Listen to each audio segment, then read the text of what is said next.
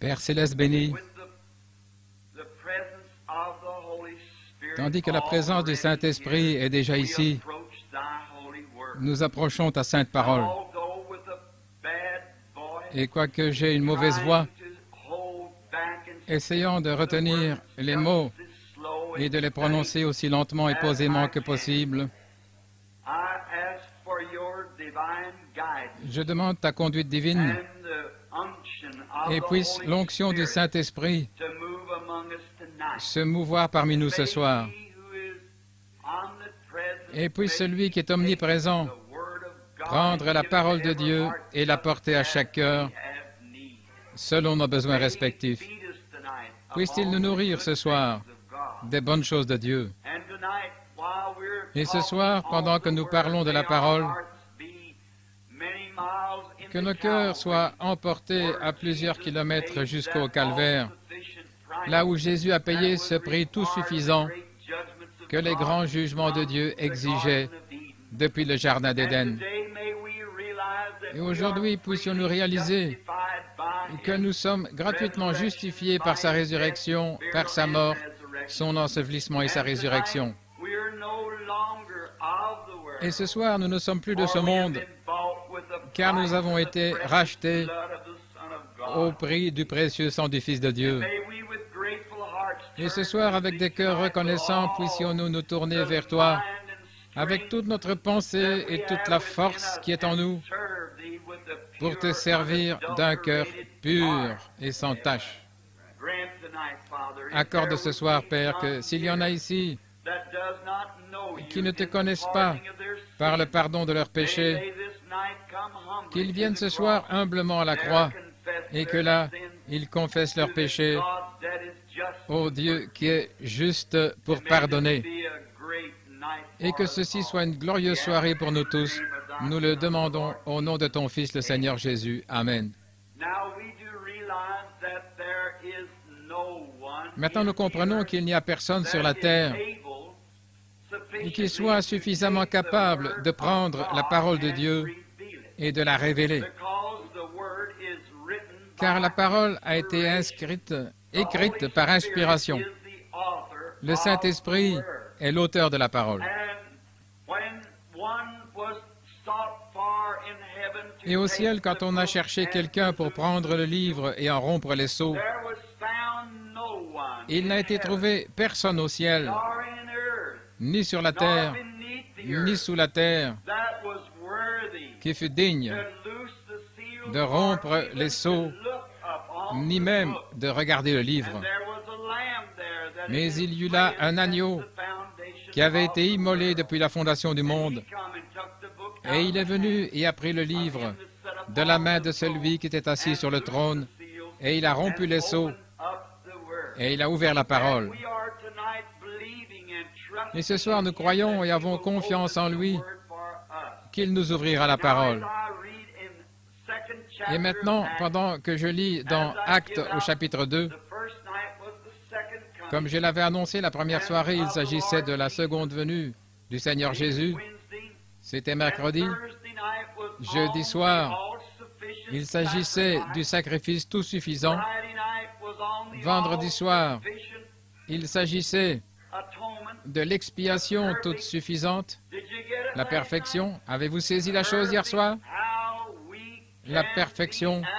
Comment nous pouvons être absolument irrépréhensibles et parfaits aux yeux de Dieu. Et demain, il s'agira de la résurrection. Ce soir, c'est la mise au tombeau, et demain, la résurrection, juste telle que les jours se suivent. Eh bien, ce soir, comme passage des Écritures, j'ai choisi le livre des Actes, chapitre 2, et les versets 25, 26 et 27 inclus. Et il est écrit ceci, c'est Pierre qui parle,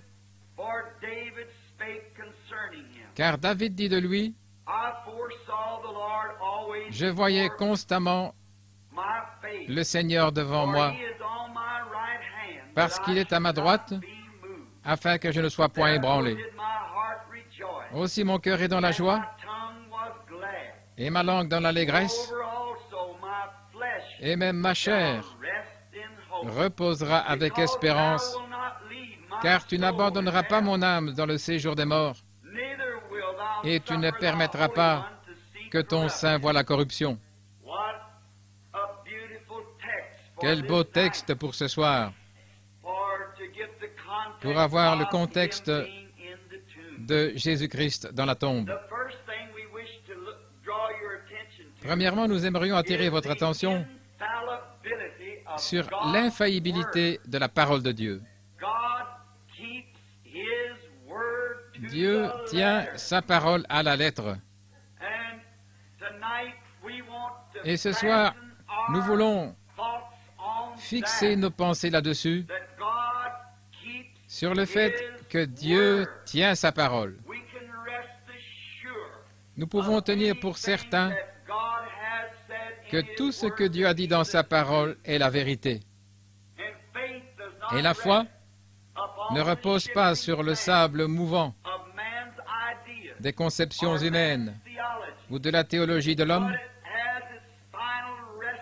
mais elle trouve son lieu de repos définitif sur le rocher immuable de la parole éternelle de Dieu, la parole. Quand Dieu a dit une chose, cela demeure éternellement la vérité. Il ne peut jamais retirer cela et dire « Je ne voulais pas dire cela ». Moi, je peux déclarer des choses, et vous pouvez aussi déclarer des choses. Et ensuite, nous sommes enclins à devoir retirer cela, parce que nous l'avons dit au mieux de notre connaissance et au mieux de nos capacités. Mais Dieu est si différent de nous. Il est infini. Par conséquent, il ne dit pas une chose à moins que ce soit absolument parfait. Il ne doit jamais retirer cela. Il ne doit jamais s'excuser pour ce qu'il a dit. Cela demeure toujours la vérité. Même pour Jésus, en ces grands jours que nous célébrons, quand Dieu a effectivement immolé son Fils pour les péchés du monde, c'était peut-être des milliers d'années avant même que les fondations ne soient posées. Dieu a prononcé la parole et c'est une œuvre achevée au ciel quand Dieu la prononce. C'est déjà terminé. Oh, si seulement nous pouvions saisir ce que cela signifie, nous serions des gens bien différents. De voir dans ces livres les jugements qui y sont mentionnés pour ceux qui désobéissent, cela amènerait un homme à s'examiner heure après heure. Et cela ferait que les justes se réjouissent heure après heure en lisant les bénédictions que Dieu a promises aux fidèles. Et nous pouvons être assurés que chaque parole sera accomplie. Ancrons-y simplement notre âme. Il en a toujours été ainsi. Quand Dieu parla à Noé, autrefois dans le monde d'avant le déluge, probablement avant même qu'une Bible ne soit peut-être écrite, ou plutôt cette Bible, de toute façon, ne soit écrite, Dieu dit à Noé qu'une tempête allait venir et que les eaux allaient submerger la terre. Et alors qu'il n'y avait pas le moindre signe que cela se produirait, tout étant tout à fait contraire à cela, Noé a agi avec crainte. Il a construit l'arche, l'a apprêtée. C'était pour le salut de sa maison et de lui-même. Dieu ne l'a point laissé tomber, car c'était sa parole. Cela devait arriver, puisque Dieu avait dit que cela arriverait. Eh bien, quand Job, le livre le plus ancien de la Bible, il fut écrit peut-être avant la Genèse, et il fut inséré dans la Bible, et Moïse a écrit la Genèse. Job, dans son livre, Il s'est reposé solennellement sur la promesse que Dieu lui avait faite. Et il s'est tenu à côté de son holocauste sans crainte dans son cœur, sachant que ce que Dieu avait dit, il est capable de l'accomplir. Et quand tout semblait aller dans le sens contraire,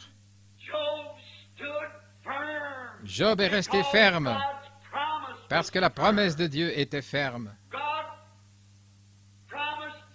Dieu avait fait la promesse à Job, et Job se reposait sur cette promesse. Oh, si l'Église pouvait atteindre ce point, où elle peut se reposer solennellement sur la parole éternelle de Dieu comme étant la vérité. Quelle différence cela serait! Quelle correction cela serait! Quel nettoyage, quelle joie, quelle puissance il y aurait si les hommes et les femmes croyaient Dieu sur parole que ce qu'il a dit est la vérité. Peu importe ce que les circonstances semblent être, cela n'a rien à voir. Dieu l'a dit, cela règle la question.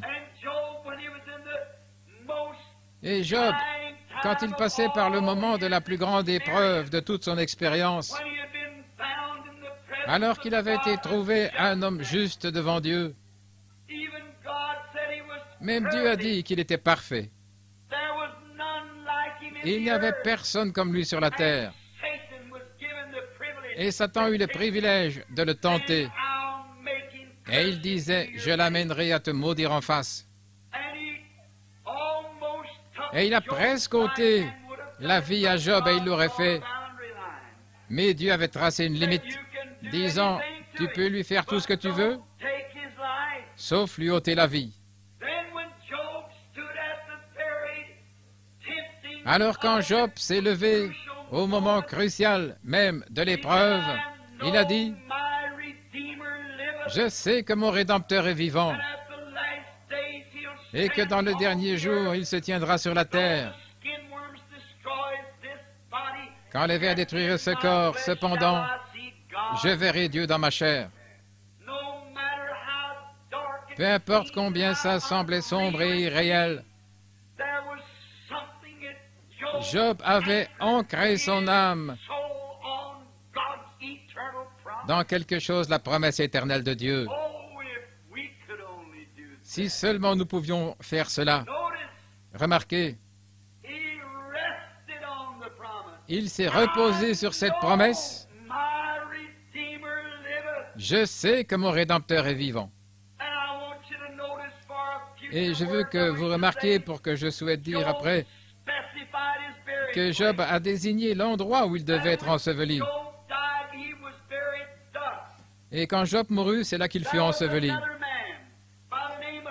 Il y a un autre homme du nom d'Abraham qui a pris Dieu au mot. Et il croyait Dieu. Et il a appelé les choses qui étaient contraires à la promesse que Dieu lui avait faite comme si elles n'existaient pas. Il prit Dieu à sa parole. Et des jours, des semaines, des mois et même des années s'écoulèrent. Mais Abraham n'était pas ébranlé du tout. La Bible dit, il ne chancela point par incrédulité au sujet de la promesse de Dieu, mais il fut fortifié par la foi, donnant gloire à Dieu. Alors que chaque jour tout semblait simplement devenir plus difficile, mais malgré tout, au lieu de faiblir, chaque jour, Job était plus fortifié. Oh, quelle assurance bénie nous avons! Quand les difficultés semblent s'élever pour rendre impossible ce que Dieu a promis, au lieu de nous effrayer et de retourner dans le monde, nous devons plus que jamais rester fermes sur le « Ainsi dit le Seigneur ». Cela devrait régler la question quand Dieu dit quelque chose. Et Abraham appela ces choses qui étaient comme si elles n'étaient pas, parce qu'elles étaient contraires à la parole. Et quand Abraham perdit sa chère épouse Sarah, après plusieurs années de vie commune, il acheta une portion de terre près de l'endroit où Job avait été enseveli, et là, il ensevelit Sarah. Vous vous demandez pourquoi? Ils étaient des prophètes. Ils avaient déjà vu la chose. Ils étaient entrés en contact avec Dieu. Et alors, quand Abraham mourut, il fut enseveli à côté de Sarah. Or, il ne voulut pas que ces gens-là lui donnent gratuitement cette portion de terre. Il l'acheta devant des témoins. Quel beau type du baptême! Il l'acheta devant des témoins pour qu'il soit établi que c'était sa possession. Oh, c'est ainsi qu'un véritable croyant devrait venir.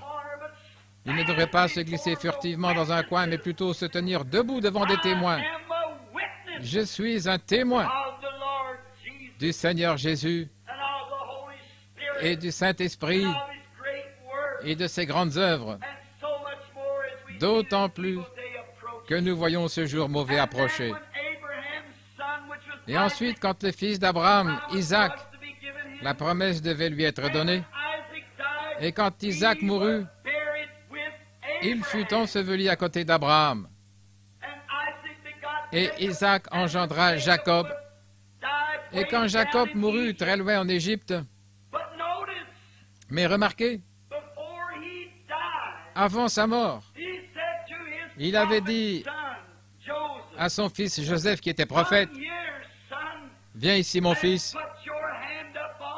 et mets ta main sur ma hanche estropiée. » En effet, souvenez-vous qu'il était estropié après que l'ange du Seigneur l'eut frappé à la hanche. Et depuis ce jour-là, il boitait. Il dit, « Place ta main sur ma hanche et jure-moi, par le Dieu de nos pères, que tu ne m'enseveliras pas ici en Égypte. » Pourquoi? Oh, ils avaient la parole. Ils avaient la révélation. Et puis-je m'arrêter ici pour dire que l'Église du Dieu vivant est bâtie sur la révélation divine. Pas sur la dénomination, les organisations, pas sur des credos ou des doctrines, mais sur la vérité spirituelle révélée du Dieu vivant. Abel, dans le jardin d'Éden, avait cela quand l'Église commença. Comment a-t-il su qu'il fallait amener un agneau? Pourquoi n'a-t-il pas amené des fruits comme Caïn? Mais cela lui fut révélé. Une fois que Jésus parlait, il a dit, « Qui dit-on que je suis, moi, le Fils de l'homme? » Certains disent que tu es Moïse, Élie, et ainsi de suite. Et il dit, « Mais vous, qui dites-vous que je suis? » Vous voyez, cela ne repose pas sur ce que quelqu'un d'autre pense, mais c'est sur ce que vous savez être la vérité. Que dites-vous? Cette question serait posée à chacun d'entre nous en face ce soir. Que dites-vous? Et Pierre, sans hésitation, a aussitôt pris la parole et il a dit, « Tu es le Christ, le Fils du Dieu vivant. » Comme Jésus connaissait les secrets de tous les cœurs, car il n'était personne d'autre que Jéhovah manifesté dans la chair, il a dit, « Tu es heureux, Simon, fils de Jonas, car ce ne sont pas la chair et le sang qui t'ont révélé cela, mais c'est mon Père qui est dans les cieux. Et sur ce roc, je bâtirai mon Église, et les portes du séjour des morts ne prévaudront point contre elle. » Et nous, tels que nous sommes venus, nous les luthériens, nous voulons marcher par la foi, nous les méthodistes, nous voulons crier pour avoir cela. Vous les pentecôtistes, vous voulez parler en langue pour l'avoir. mais c'est à 10 millions de kilomètres de la chose. C'est une révélation divine du Seigneur Jésus-Christ, la personne de son être rendue manifeste dans le cœur. Sur ce roc, je bâtirai mon Église, et les portes du séjour des morts ne prévaudront point contre elle. Cela va parfaitement avec Matthieu 24, 5, 24, ou plutôt Saint Jean 5, 24. Celui qui entend mes paroles et qui croit en celui qui m'a envoyé a la vie éternelle. Il ne viendra point en jugement, mais il est passé de la mort à la vie. Ce n'est pas parce que vous avez eu un quelconque mouvement, une émotion, mais parce que vous avez eu le privilège de recevoir du ciel la révélation de Christ. Sur ce roc, je bâtirai mon Église. Et alors, quand Jacob mourut, son fils a fait apprêter son corps, et ce corps fut enseveli avec Abraham, Isaac, Sarah et Job dans la Terre Sainte, en Palestine. Ensuite, Joseph étant un prophète, il prospéra en Égypte. Il connaissait Dieu. Dieu s'était révélé à lui. Et quand il mourut, il dit, « N'enterrez pas mes os ici. » Mais un jour, Dieu vous visitera certainement. Pourquoi? Il s'était reposé solennellement sur la parole que Dieu avait donnée à Moïse. Ils serviront cette nation pendant 400 ans, mais je les ferai sortir. Il se reposait solennellement sur la parole. Et quelle belle illustration nous avons là. Si vous remarquez, chaque Hébreu qui passait, le dos tout meurtri par les conducteurs d'esclaves, quand il voyait les os de son prophète Joseph, il savait qu'un jour, il sortirait. En effet, ces os étaient restés là comme un mémorial, qu'un jour, il sortirait. Il y a environ 15 ou 18 ans, quand Billy Paul, un petit garçon d'environ 5 ans, à cet âge-là, un matin de Pâques, nous avions une petite fleur que nous amenions à la tombe de sa mère à l'aube.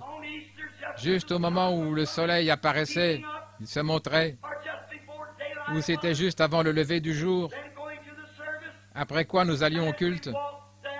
Et comme nous nous dirigions vers la tombe, le petit garçon ôta son chapeau, tandis que nous nous dirigions vers l'endroit où sa petite sœur et sa mère avaient été ensevelies. Et il commença à sangloter et à pleurer. Et il a dit, « Papa, maman se trouve-t-elle là, dans ce trou? » J'ai dit, « Non, fiston, elle ne se trouve pas là, dans ce trou. Elle est 1 million de fois en meilleure condition que toi et moi. » Il a dit, « Verrai-je encore maman? » J'ai dit, « Par la grâce de Dieu, si tu le désires, tu pourras la revoir. » Il a dit, « Son corps sortira-t-il de cette tombe? » J'ai dit, « Chérie, ferme les yeux et je vais te raconter une petite histoire. » Ce matin, il y a des centaines d'années, une tombe a été laissée vide. J'ai dit, c'est un mémorial pour ceux qui s'endorment dans le Seigneur, que Christ les ramènera avec lui quand il viendra. Sans l'ombre d'aucun doute, je me repose solennellement sur la promesse éternelle de Dieu. Comme Job d'autrefois, quand nous entendons dire « Tu es poussière et tu retourneras à la poussière », cela me rappelle Longfellow qui a dit « Ne me dites pas de tristes termes que la vie n'est qu'un rêve vide et que l'âme qui dort est morte et que les choses ne sont pas ce qu'elles semblent être. » Il a dit « Si la vie est réelle, la vie est sérieuse Et la tombe n'est pas ton but, car tu es poussière et tu retournes à la poussière, n'était pas dit au sujet de l'âme. On appelle cela une théophanie. C'est-à-dire que lorsque nous quittons ici, nous entrons dans quelque chose d'autre. Quoi que cela puisse être, j'accepte la parole de l'apôtre quand il a dit « Si cette tente ou ce tabernacle terrestre est dissous, nous en avons un qui attend déjà pour que nous quittions celle-ci pour y entrer. » Abraham, Isaac, Jacob, Job, tous les prophètes avaient eu confiance et croyaient que la résurrection viendrait, que le Rédempteur viendrait. Ils ont prophétisé à son sujet. Enoch a prophétisé à son sujet. Il s'est reposé solennellement. Il a scellé son témoignage avec cela. Isaac, Jacob, Daniel, Jérémie, Ézéchiel se sont reposés solennellement sur le temps où le Messie viendrait. Et ils sont morts, et leurs âmes sont allées au paradis. Ils ne pouvaient pas entrer dans la présence de Dieu, parce que, nous avons vu ça hier soir, le sang des taureaux et des boucs ne pouvait pas pardonner le péché. Cela le couvrait simplement. Préfigurant un jour, le sacrifice parfait serait offert. En effet, le sang de l'animal ne pouvait pas revenir sur l'adorateur, car si c'était le cas, on n'aurait pas cessé d'offrir ce genre de sacrifice. Mais quand le Fils de Dieu mourut, la vie qui était en lui, qui n'était rien d'autre que Dieu, est revenue. Elle nous a adoptés dans la famille de Dieu, et maintenant nous sommes les enfants de Dieu. La vie qui est sortie de son sang. À présent, remarquez rapidement, alors que nous continuons. Autrefois, dans l'Ancien Testament, ces gens qui avaient cru, qui adoraient et qui étaient morts dans la foi, attendant cette heure-là, la raison pour laquelle ces prophètes faisaient cela et voulaient être ensevelis en Palestine, c'est parce qu'ils savaient que la résurrection n'allait pas avoir lieu en Égypte. Elle allait avoir lieu en Palestine seulement. C'est ce que je dis ce soir. On me taxe de tous les noms. Que les gens me taxent de n'importe quoi, cela ne me fait rien. La seule chose que je veux, c'est de savoir ceci, que je suis mort et que ma vie est cachée en Christ à travers Dieu, et que je suis scellé du Saint-Esprit, afin que lorsqu'il m'appellera du milieu des morts, je réponde en ce jour-là.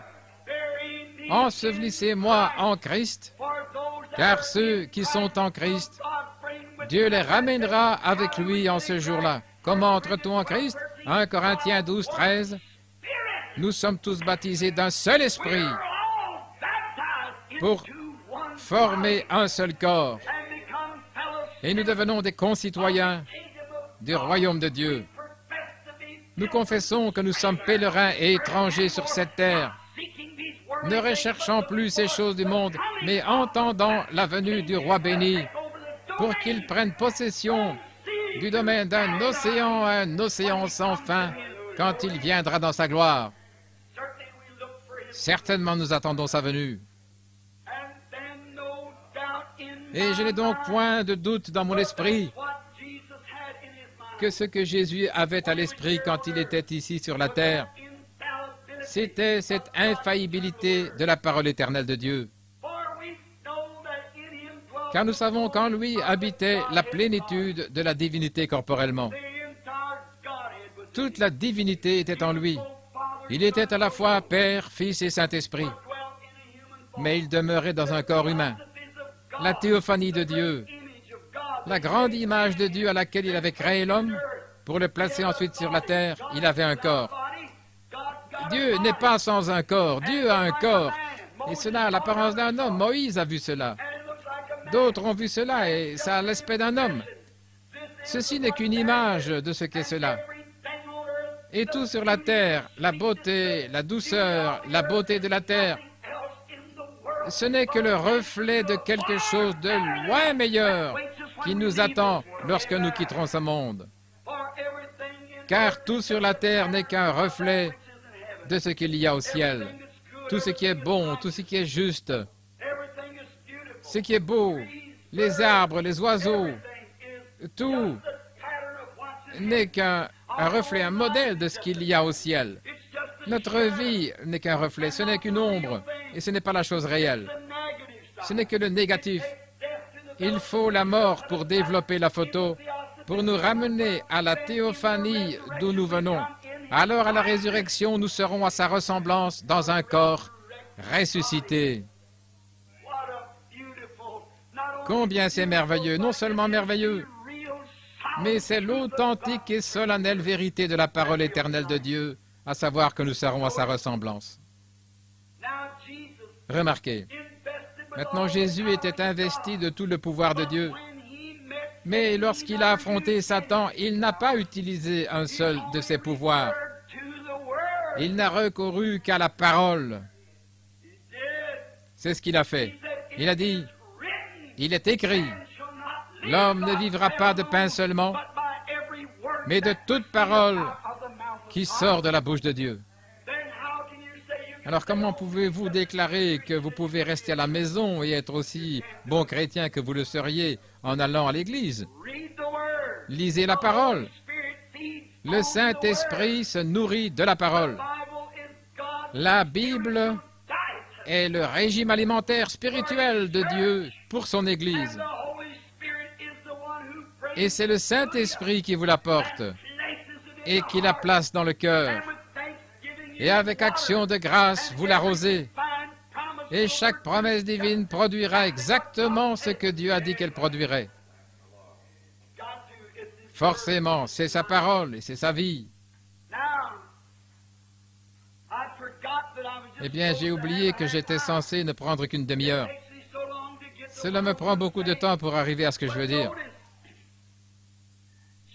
Mais considérez Jésus, pendant la dernière ou les 2 dernières heures de sa vie, beaucoup de prophéties se sont accomplies. Quelqu'un m'a dit, frère Branham, telle chose doit d'abord arriver et telle autre. J'ai dit, cela pourrait arriver en 1 heure. Si vous lisez le psaume 22, et qu'ensuite vous considériez l'heure à laquelle il est mort à la croix, j'oublie maintenant le nombre des prophéties remarquables qui se sont accomplies pendant les 2 ou les 3 dernières heures de sa vie. Certainement. Ils m'ont percé les pieds et les mains. Mon Dieu, pourquoi m'as-tu abandonné? Et ainsi de suite, tel que David s'est écrié.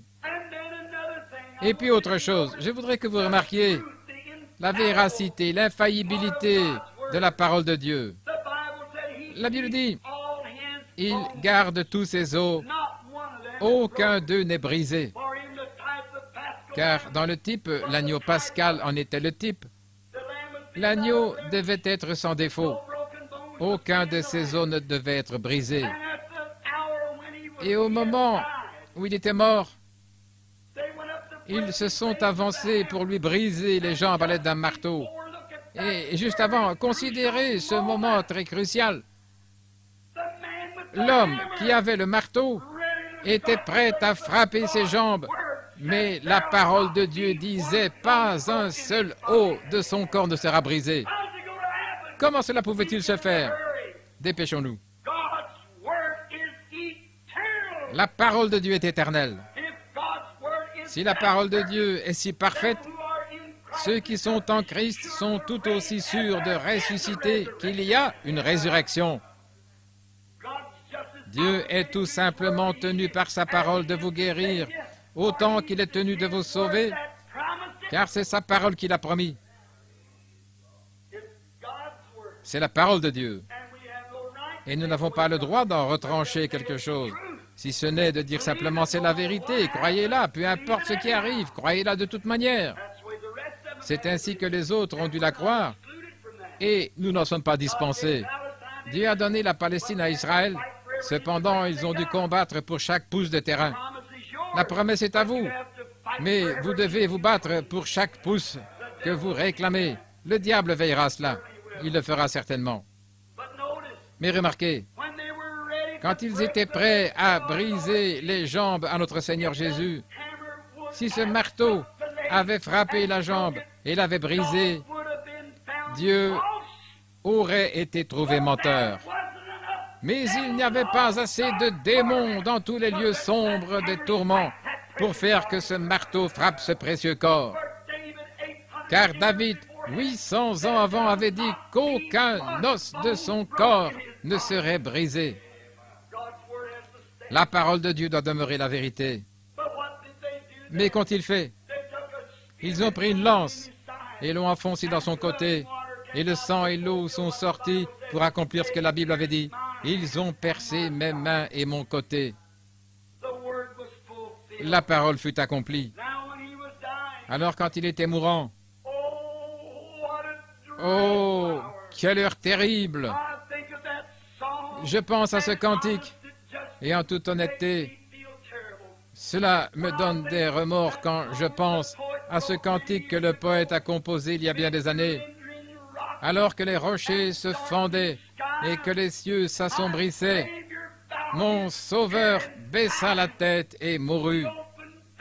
Le voile ouvert révéla le chemin vers les joies des cieux et le jour sans fin. Et pendant qu'il était suspendu là, saignant et mourant, quand il baissa la tête, le soleil eut tellement honte de lui-même en regardant les créatures mortelles que Dieu avait faites à son image, et il devait payer un si grand prix pour les racheter. Le soleil refusa de regarder la terre à ce moment-là. La lune fut si embarrassée qu'elle se retira, et les étoiles tournèrent le dos à la terre. Quelle chose horrible doit être le péché, de voir comment Dieu a dû traiter cela. Et de voir ces sacrificateurs qui se moquaient de lui alors que les crachats coulaient sur son visage. Un homme l'a frappé à la tête avec un roseau et lui a dit « Si tu es prophète, dis-nous qui t'a frappé. » L'un d'eux lui a arraché la barbe du visage, il l'a frappé au visage. Et il voulait qu'il prenne sa défense. Il a dit « Si mon royaume était de ce monde, j'invoquerais immédiatement mon Père et il m'enverrait 12 légions d'anges. » Le cours des événements aurait pu changer. Mais comment pouvait-il le faire? Il ne pouvait tout simplement pas faire cela, car c'étaient ses propres enfants qui réclamaient son sang. Pourriez-vous imaginer un papa, un père, et ses propres enfants dans les ténèbres, réclamant le sang de leur propre père? C'est la raison pour laquelle il ne pouvait rien faire d'autre que de mourir. S'il ne l'avait pas fait, ses enfants seraient perdus. Les créatures seraient perdues. Mais il devait mourir pour sauver son peuple. Et quand il est mort, quand il baissa la tête, cette terre eut un frisson dans le dos. Elle a dû avoir une dépression nerveuse, car la Bible dit que toute la terre, de la 6e à la 9e heure, était plongée dans les ténèbres, toute la face de la terre. Et la terre trembla, et les rochers se fendirent, et le voile du temple se déchira de haut en bas. Les billots pour les sacrifices étaient renversés. Le Fils du Dieu vivant était mort. Il était mort au point que le soleil le reconnut. Il était mort si bien que la lune le reconnut. Il était mort si bien que les étoiles le reconnurent. Il était mort au point que la terre le reconnut. Il était mort si bien que les éléments le reconnurent, que les atmosphères le reconnurent. Tout devait reconnaître que c'était le Fils de Dieu,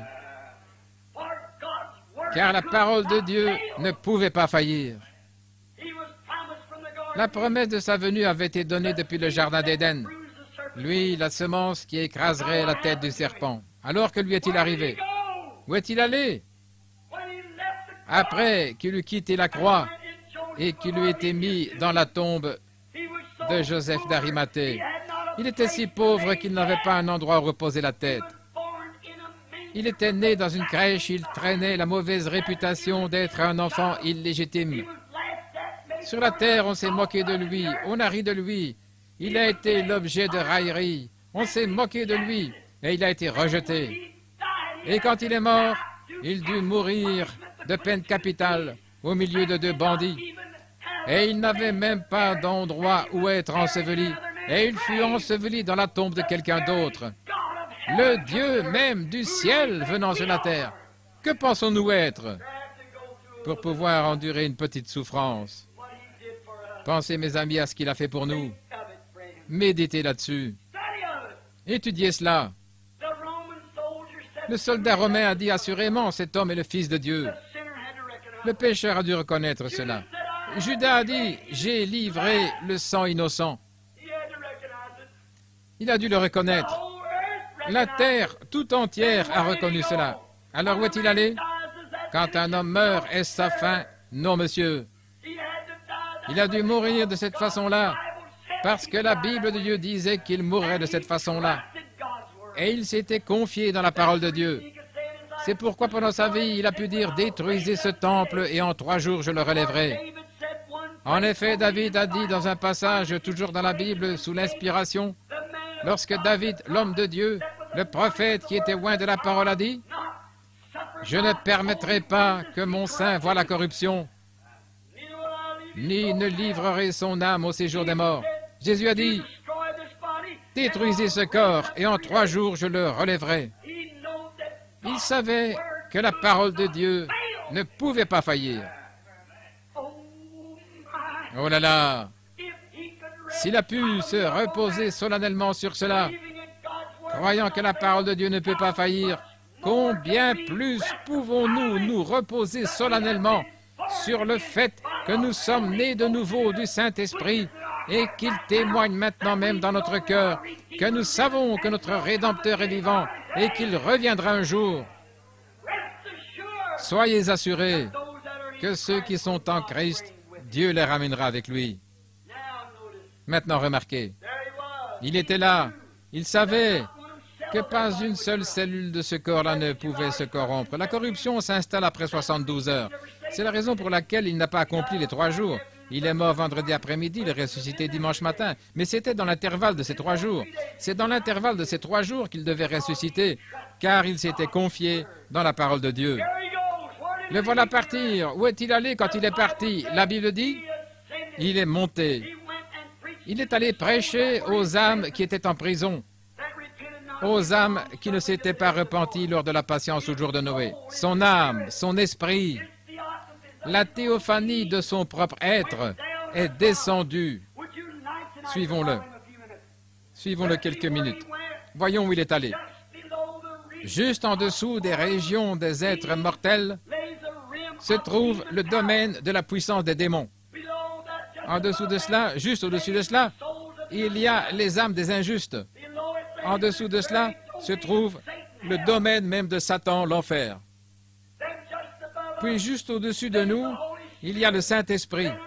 Ensuite, sous l'autel, se trouvent les âmes des justes. Ensuite, c'est Dieu lui-même. L'un va vers le bas, l'autre va vers le haut.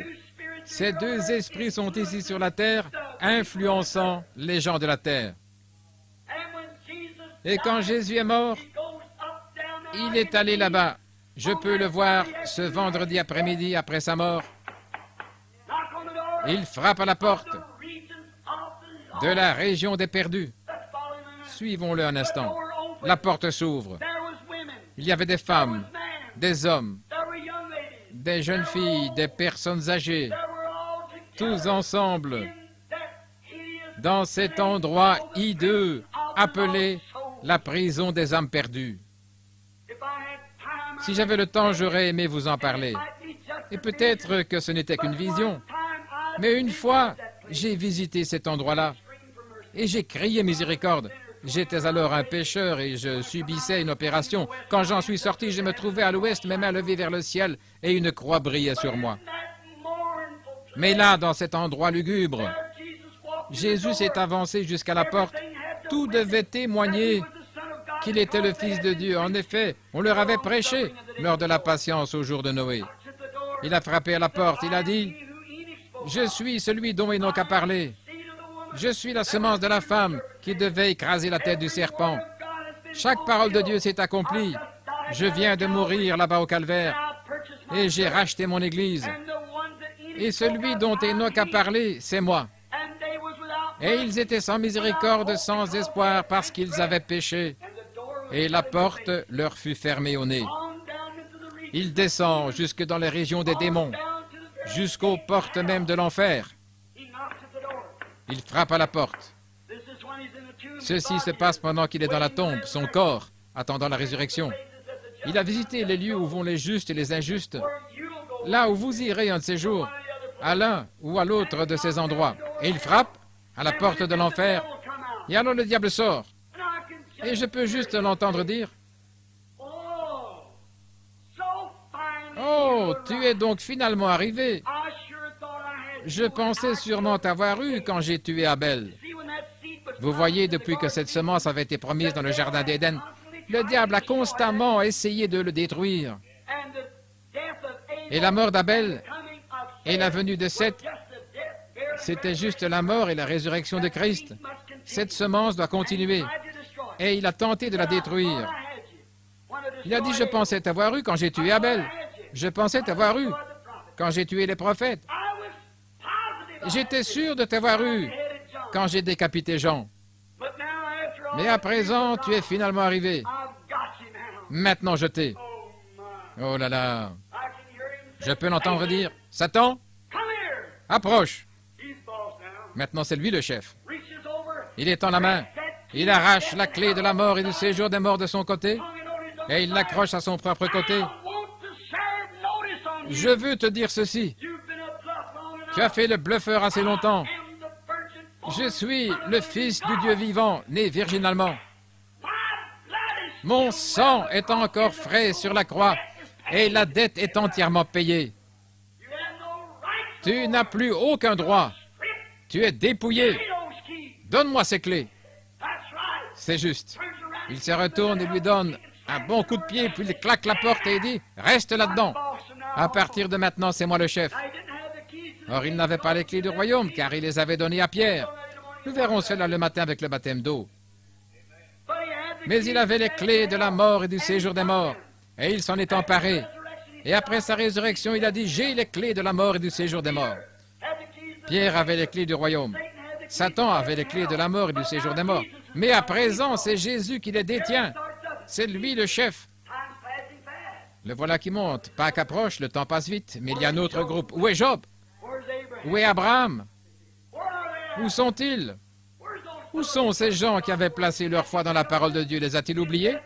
La mort les a-t-elle anéantis? Était-ce fini? Jamais. Jamais! Dieu doit tenir sa parole. Je peux le voir. Jetons un petit coup d'œil au paradis pour voir là. Et je vois Sarah et Abraham se promener là. Et au bout d'un moment, on frappe à la porte. Abraham va ouvrir la porte et il dit, « Chérie, viens ici, regarde ici. Regarde ici. C'est le même homme qui s'était tenu avec moi là sous le chêne ce jour-là. Il est le Dieu d'Abraham. » Juste à ce moment-là, je peux voir Daniel regarder par-dessus l'épaule d'Abraham et dire, « C'est la pierre qui s'était détachée de la montagne, aussi sûr que je me tiens ici. » Je vois Job se lever et dire, « C'est mon Rédempteur, au sujet duquel j'ai dit que je savais qu'il était vivant et qu'un jour il se tiendrait sur la terre. Mon corps n'est peut-être qu'une petite cuillerée de poussière, mais dans 15 minutes, j'y serai de nouveau. C'est lui. » Ézéchiel regarde par-dessus et dit, « J'ai vu cette même personne comme étant une roue au milieu d'une autre roue qui tournait tout là, en plein dans l'espace. » Oh là là! Alors Enoch approche. Enoch dit, « Je l'ai vu venir avec ses saintes myriades pour exercer le jugement. »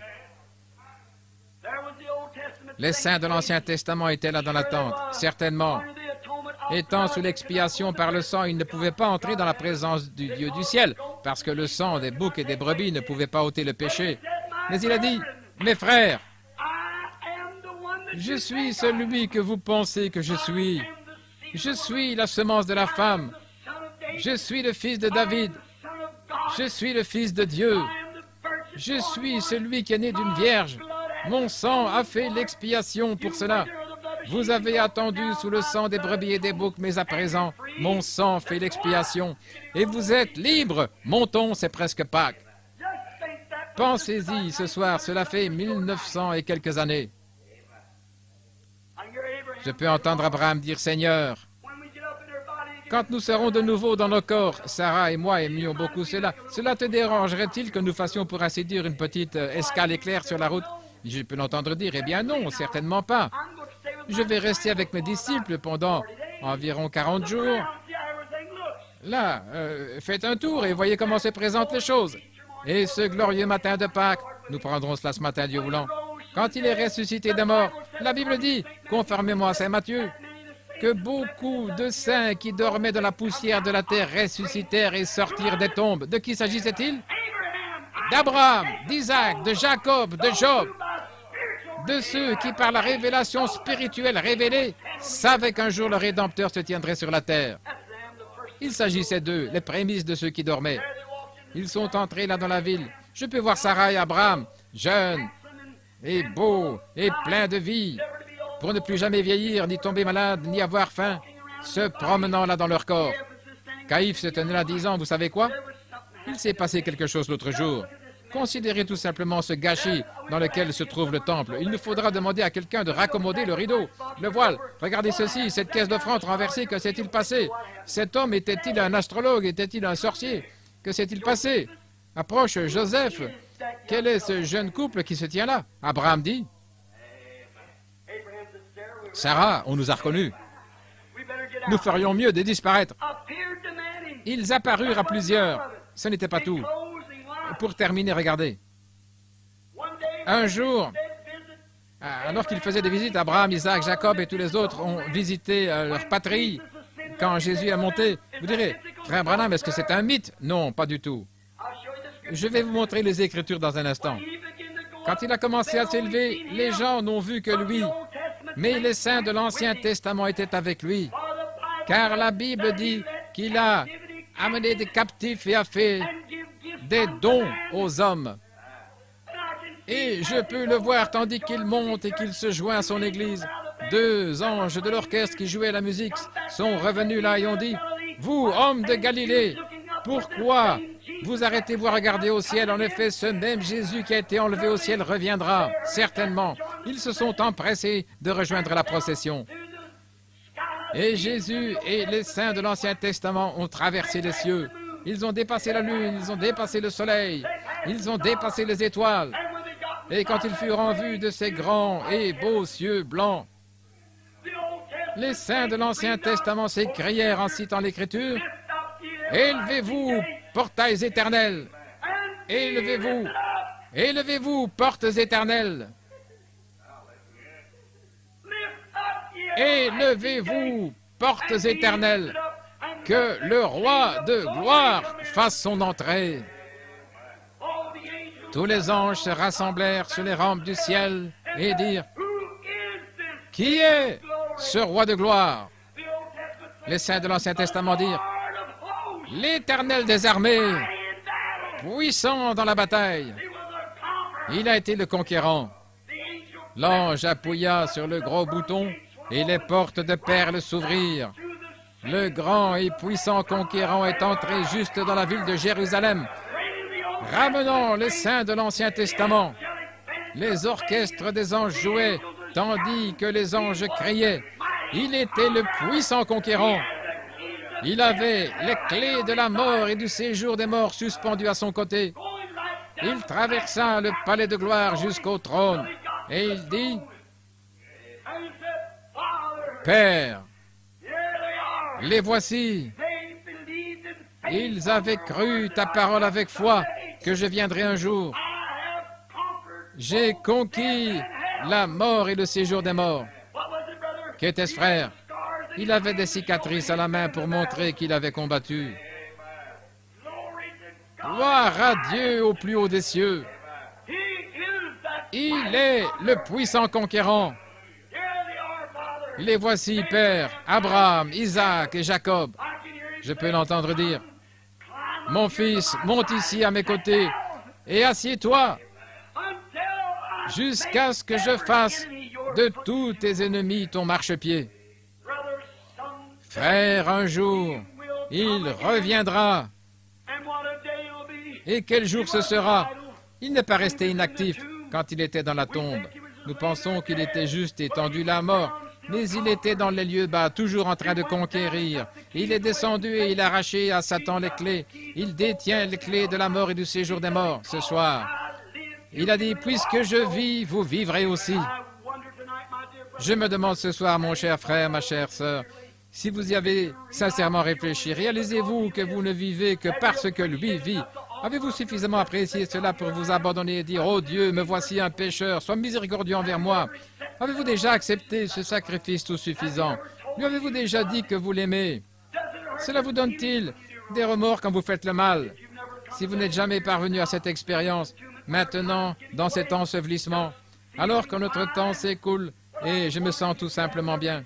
Cependant, voudriez-vous, si vous n'avez pas encore reçu Christ comme votre sauveur personnel, voudriez-vous le faire alors que nous baissons la tête dans un mot de prière? Si vous voulez jouer ceci alors que les rochers se fondaient, s'il vous plaît, sœur Gertie. Très bien. Avec la tête inclinée, je vais vous poser une question très sincère. Souvenez-vous, les amis, pécheurs ou saints, vous ne cessez pas d'exister après votre ensevelissement. Votre âme est quelque part. Eh bien, selon les Écritures, Jésus a visité les deux endroits. Où vous trouverait-il si vous mourrez ce soir? La porte de la miséricorde vous sera-t-elle fermée au nez à cause de votre rejet? Souvenez-vous, non seulement il est le sauveur, il est aussi le juge. Maintenant, c'est vous le juge. Comment le jugez-vous? Laissez-le être votre sauveur maintenant. Une petite histoire me vient à l'esprit. Il y a quelque temps, un petit garçon était assis dans une charrette. Un coup de feu a retenti dans la rue et les chevaux se sont emballés et ils se dirigeaient vers une falaise. Un jeune cow-boy a couru et a arrêté les chevaux juste avant que la charrette ne tombe du haut de la falaise. Car il y avait un enfant à bord, il a sauvé la vie du petit. Plusieurs années après, ce même garçon se tenait devant le tribunal. Il avait commis un crime, il avait pris le mauvais chemin, il était coupable, il buvait, il jouait à l'argent, il avait abattu un homme. Il était coupable, il avait été trouvé coupable. Et le juge se leva et dit, « Je vous condamne à la pendaison par le cou jusqu'à ce que votre vie mortelle soit partie. » Ce jeune a dit, « Juge !» Il a interrompu la procession au tribunal en sautant par le garde-fou. Il tomba aux pieds du juge pour implorer miséricorde. Il dit, « Juge, regardez-moi, ne me reconnaissez-vous pas ?» Il a dit, « Non, fiston, non. » Il a dit, « Vous vous souvenez du petit garçon dont vous avez sauvé la vie il y a bien des années quand un cheval s'était emballé ?» Il a dit, « Oui, je m'en souviens. » Il a dit, « Je suis ce garçon-là. » Il a dit, « Juge, vous m'aviez sauvé à l'époque, sauvez-moi maintenant. » Et le juge le considéra et dit, « Fiston, ce jour-là, j'étais ton sauveur. Aujourd'hui, je suis ton juge. Aujourd'hui, il est votre sauveur. Vous, pécheurs, demain, il pourrait être votre juge. Réfléchissons-y maintenant pendant que la musique joue et que tout le monde prie, ceux qui sont dans la dimension de la prière avec Dieu. Maintenant, rapidement, voudriez-vous ce soir, vous qui voulez accepter Christ comme votre sauveur personnel, en disant, « Oh Dieu, sois miséricordieux envers moi, pécheur. Je désire venir par le sang versé. J'en ai assez de me joindre à des églises et de courir de lieu en lieu. Je veux naître de nouveau. Je veux une expérience dans mon cœur, telle que je saurai que Christ s'est révélé à moi par la révélation spirituelle dont vous venez de parler, frère Branham. Je désire la révélation spirituelle, le Saint-Esprit dans mon cœur, me vivifiant, rendant Christ plus réel pour moi que je ne le suis pour moi-même. Je désire cette expérience-là, frère Branham. Voudriez-vous prier pour moi alors que je lève la main? Voudriez-vous lever la main maintenant, vous qui désirez qu'on se souvienne de vous? Que Dieu vous bénisse. Que Dieu vous bénisse. Là, madame à l'arrière, que Dieu vous bénisse. C'est bien, levez la main. Maintenant, pourquoi auriez-vous honte? Vous serait-il possible de rejeter une pareille chose, mon ami? Souvenez-vous. Oh, dites-vous, frère Branham, c'est depuis des années que les prédicateurs prêchent. Je le sais. Mais un de ces jours, ils cesseront de prêcher. Et avoir les choses, cela pourra arriver tout de suite. Vous allez entendre votre dernier sermon. Franchement, c'est peut-être votre dernier sermon. Oh, dites-vous, je suis jeune. Ça n'entre pas en ligne de compte. La mort ne fait exception de personne, ni d'âge, ni de capacité. Voulez-vous l'accepter maintenant comme votre sauveur personnel, en levant votre main et en disant « Oh Dieu, sois miséricordieux envers moi ». Levez maintenant la main en disant « Je veux accepter Christ ». Quelqu'un qui a rétrogradé, « Oh Dieu, sois miséricordieux envers moi. Je veux revenir à Christ ce soir, afin que demain il y ait une nouvelle résurrection pour moi. Voudriez-vous lever la main? Levez la main et dites « Sois miséricordieux envers moi. Je veux revenir maintenant. » Voulez-vous le faire? Levez la main et dites « Je suis un rétrograde. » Mais ce soir, que Dieu vous bénisse, madame, que Dieu vous bénisse. Je veux accepter Christ comme mon sauveur personnel. Je veux l'accepter ce soir. J'ai erré beaucoup d'années loin de Dieu, mais maintenant je rentre à la maison. Voudriez-vous l'accepter ce soir, afin que ce soit une nouvelle résurrection pour vous et que votre vieille vie prenne fin? Cette dame vient juste à l'hôtel faire sa confession. Pour prendre position, quelqu'un d'autre voudrait-il prendre place ici? Venez ici faire votre confession. Voudriez-vous vous lever et venir aussi à l'hôtel? L'hôtel est ouvert, certainement. Venez directement sans tarder. Si vous voulez vous tenir ici, eh bien c'est en ordre. Voudriez-vous venir? Sur base de la confession de votre foi, sur base de votre foi dans le Fils de Dieu, voudriez-vous venir maintenant? Très bien. Cela dépend de vous. Cela dépend de vous. N'oubliez pas, il s'agit de vous. Êtes-vous un pécheur? Êtes-vous rétrograde? Êtes-vous froid, éloigné de Christ? Voulez-vous ressusciter maintenant, nouveauté de vie avec lui, pour commencer une nouvelle vie? Qu'en est-il de vous, mari et femme, qui êtes en désaccord depuis longtemps, vous disputant chez vous? Ne voudriez-vous pas venir et arranger cette chose avec Dieu et l'un avec l'autre maintenant? Faites de Pâques une vraie Pâques pour vous. Commencez un nouveau foyer. Qu'en est-il de vous qui n'avez jamais prié dans votre foyer et qui rentrez simplement chez vous après l'église et qui essayez de vivre de votre mieux? Vous qui n'avez jamais réuni votre famille pour prier. C'est pour cette raison que nous avons de la délinquance juvénile comme ça. C'est la raison pour laquelle les foyers sont brisés. Ne voulez-vous pas venir et recommencer? Souvenez-vous, je suis votre prédicateur. Je serai ce jour-là un témoin.